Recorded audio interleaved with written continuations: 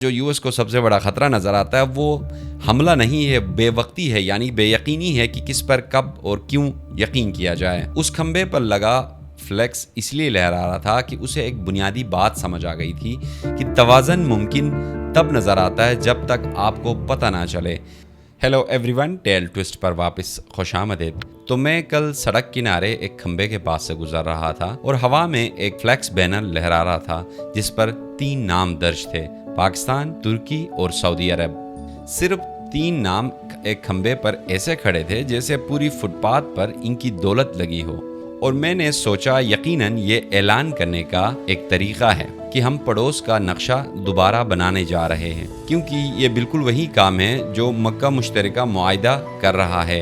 ये सिर्फ एक मुआहिदा नहीं बल्कि एक बिलबोर्ड है और जियोपॉलिटिक्स में थ्रेट वारंट है जो आप अपने नंबर प्लेट बरकरार रखने के लिए अदा करते हैं। थ्रेट सिर्फ उस वक्त नहीं होता जब मजाइल उठते हैं, बॉम्ब गिरते हैं, बल्कि खतरा तन्हाई की पेशगी खौफ है। ये वो खामोश हिसाब किताब है जो हर कैपिटल आधी रात को करता है, ये जानने के लिए कि जब सरहद पर शोर होता है तो आधी रात को कौन फ़ोन उठाता है। इसीलिए इस वक्त रियाद, अंकारा और इस्लामाबाद ने फैसला किया है कि अब ये हिसाब किताब जो है वो साथ मिलकर करेंगे। ये फ्लेक्स एक रात में नहीं लगा था।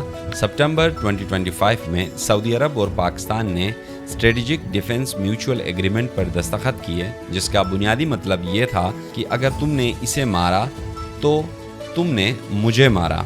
ये दोस्ती का ब्रेसलेट नहीं है, ये खून का हल्फ है जिसके साथ शराइत व जवाबित के फहरिस्त भी मुंसलिक है। फिर पाकिस्तानी ऑफिसर्स रियाद में तरबियत देने वालों के तौर पर नजर आने लगे। ये कोई टूरिस्ट नहीं थे बल्कि सऊदी फोर्सेस को सिखाने वाले उस्ताद, जिन्होंने प्रेशर में कैसे आपने कम्युनिकेशन करनी है, प्रेशर में कैसे आपने बुलेट्स चलाने हैं और प्रेशर में आपने कैसे मूवमेंट करनी है, यानी हरकत करनी है। इल्म का तबादला अफवाज के दरमियान एक ऐसी ज़बान है जिसके लिए ट्रांसलेटर की ज़रूरत नहीं है और ये किसी प्रेस रिलीज से ज़्यादा देर तक याद रहती है। इसी दौरान पाकिस्तान और तुर्की ने जंगी जहाज़ों और तरबियती तैयारों का राब्ता आपस में शुरू कर दिया।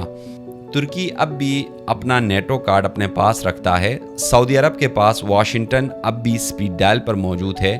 पाकिस्तान के चीन के साथ एक लंबी और पेचीदा बॉर्डर अब भी शेयर हो रहा है। किसी ने अपना एड्रेस बुक नहीं जलाया, इन्होंने बस एक नया ग्रुप चैट शुरू किया है पुराने एडमिन के बगैर। अब यहाँ वो मोड़ आता है जो सबके लिए दिलचस्प हो जाता है। हिंदुस्तान पाकिस्तान की तरफ देखता है, जो अब सिर्फ मगरबी सरहद का 2 तरफा हेडेक नहीं रहा।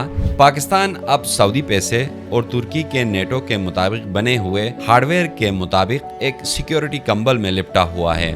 बीजिंग के मौजूदा साये को इसमें अगर शामिल करे तो नई दिल्ली को एक नई स्ट्रेटेजिक गहराव नजर आता है जिसमें अच्छी मेजबानी का लहजा इस्तेमाल हो रहा है। कश्मीर पर तुर्की की बुलंद आवाज अब इदाराजाती ताकत बन चुकी है। सऊदी अरब का तेल का असर अब दिफाई शिक के साथ जुड़ चुका है। ये कोई नजरिया नहीं, ये हिंदुस्तानी ईंधन की सलामती और इलाकाई सिफारतकारी के लिए एक अमली मसला है। और यहाँ गहरा जख्म ये है कि पाकिस्तान का पुराना हरीफ हिंदुस्तान अब वाशिंगटन के साथ घुल मिल रहा है। ऑस्ट्रेलिया को भी दोबारा तराजू करना पड़ेगा। इंडो पैसिफिक अब हिंदुस्तान के मगरबी साहिल पर अदब से नहीं रुकता। जब गल्फ छींकता है तो ऑस्ट्रेलिया के ईंधन की कीमतों को भी नज़ला हो जाता है। हार्मुस, बाबुल मंदब और रेड सी ये कोई नजरियाती रास्ते नहीं है बल्कि ये ग्लोबल इकोनॉमी की शेरगे है। कैनबेरा को अब बगैर टाइम वेस्ट किए मगरिब की तरफ देखना होगा, क्योंकि जो नाकाबंदी अरब में शुरू होगी वो एडलेड तक जा पहुंचेगी। यूएस ने देखा कि उसके 3 बड़े शराकतदारों ने एक दिफाई हल्का बना लिया है जिसमें अमेरिका खुद शामिल नहीं है। एक नेटो का रुकन है, दूसरा इसके पुराने रियासती क्लाइंट और तीसरा